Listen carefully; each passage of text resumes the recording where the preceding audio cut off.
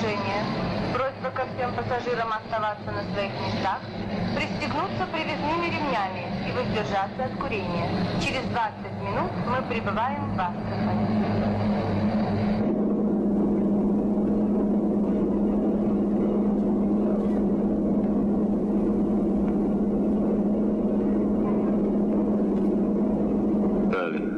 Ayın 30'udur artıq. Mən də bir yaş qocalmışam. Amma kədərlənmirdim.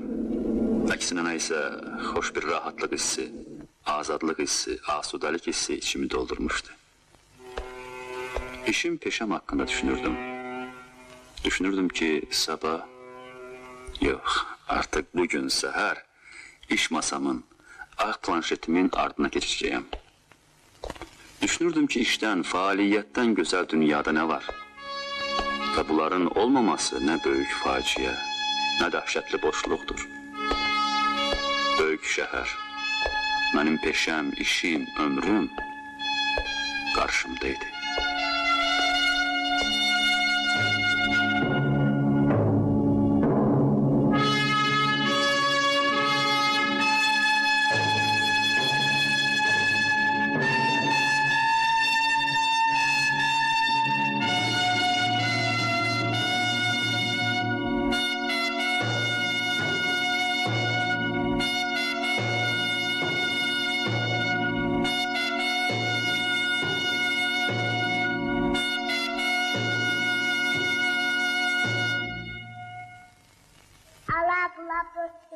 Ay kosa boğulu çekip, yağış gelip dolanma, dağa taşlar tırmanma, bir su çıksa da asla, sen ne edersen ona, çoban açırsa gözü, kala iki boncuk.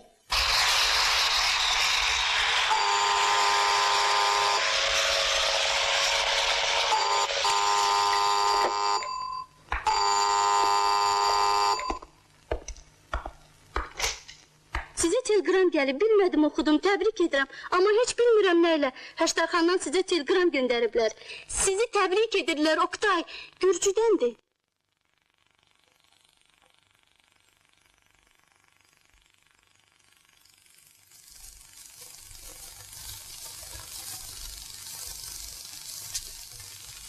Təbrik edirəm.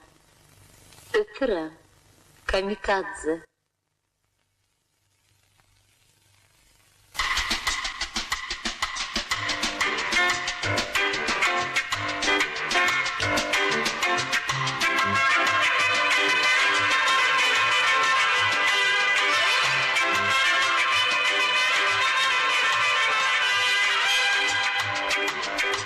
Azizim baktı yarım, baktımın tatlı yarı.